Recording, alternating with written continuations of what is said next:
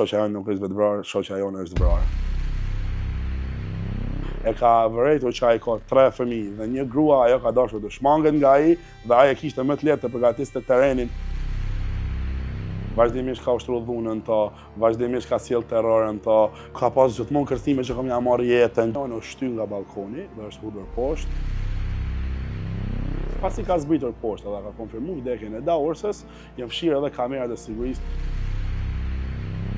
Jemi në vendlindjen e Daorsës Pahijës, gruas e cila me 5 nëntor humbi jetën në rrethana të dyshimta. 24 vjeçare nga Gjakova që po studionte mjekësi në Universitetin e Tetovës, sipas të afërmëve të saj, u vra nga i dashuri i saj. Në një intervistë për Insajderin, shoku i saj Arber Zhubi ka treguar pse sipas tyre ky rast nuk ka të bëjë me vetvrasje dhe pse është paraqitur si i tillë.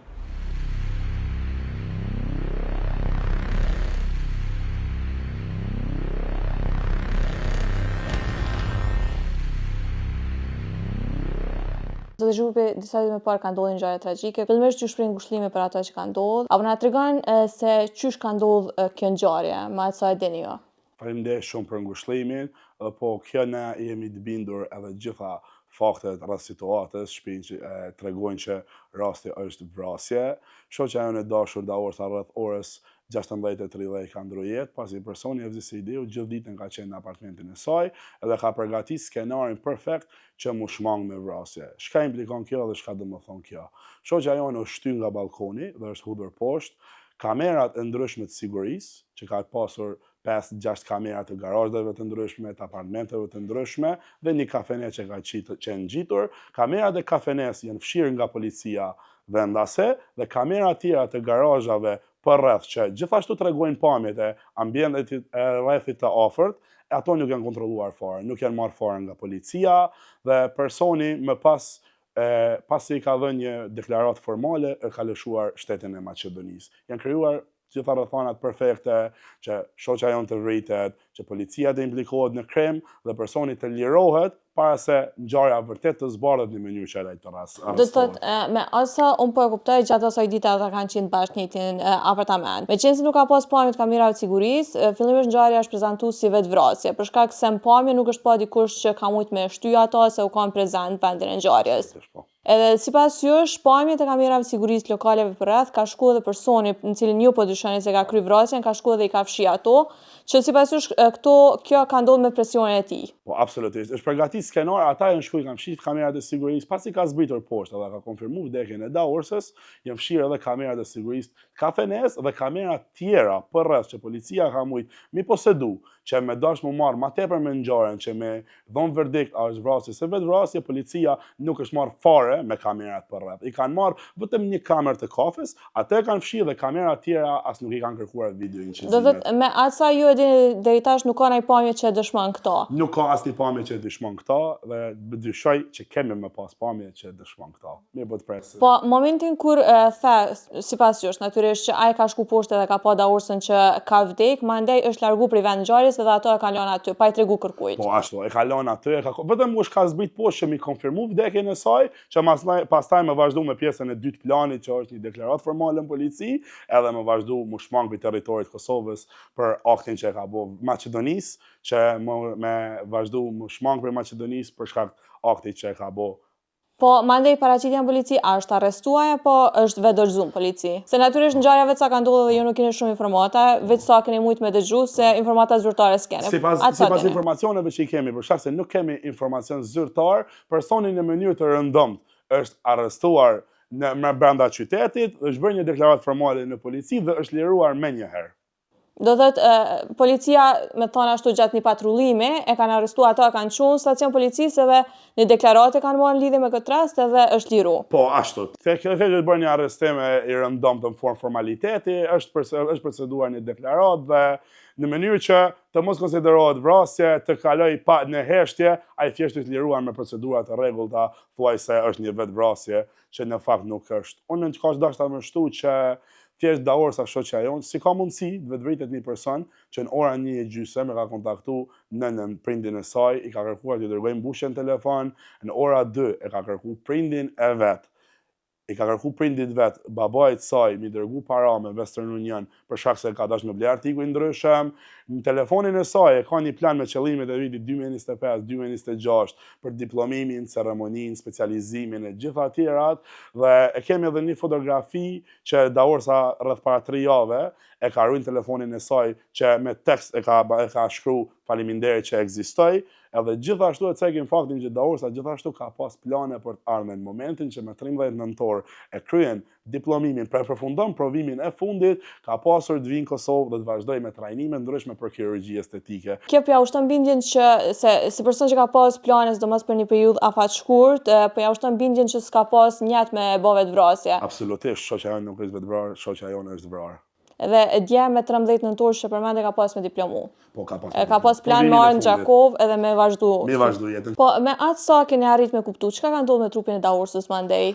Trupi Daorsës në rreth orës 16:30 është hedhur në tokë dhe policia në mënyrë shumë çuditshme trupin e saj e ka gjetur pas 2 orë, që 2 orë janë një kohë reagimit tepër e madhe dhe pas 2 orësh pasi është raportuar rasti nga banor të vendit, ka ardhur policia në vendin e ngjarjes, e ka gjetur trupin dhe pastaj është vazhduar me procedura tjera, mirë, po si ka mundësi që 2 orë askush nuk është marrë me rastin? Si ka mundësi që për 2 orë kërkush nuk ka ndërmarrë veprim në një zonë që relativisht është e populluar me njerëz dhe kjo na çon është një fakt shtesë që neve na bën tepër dyshues për faktin që neve se e dimë. Tash Daorsa është varros këtu në vendinjen e saj në Gjakov, Po. ndërkohë ju si tafmit e saj dhe familjarët po i vazhdoni kërkimet për me zbarë të vërtetën, që sipas juve ka ndodhur diçka ndryshe prej asaj që po thuhet zyrtarisht, prej vetvrasjes. Absolutisht, ne jemi të bindur që është vrasje, ne do të vazhdojmë të luftojmë deri në momentin e fundit. Neve nuk na interesojnë aktet e personave tjerë që vetë se njihen që janë përfshin në krim, si personi Evzi Sejdiu, si prindi i tij Bajrus Sejdiu, që vetë se është i njohur.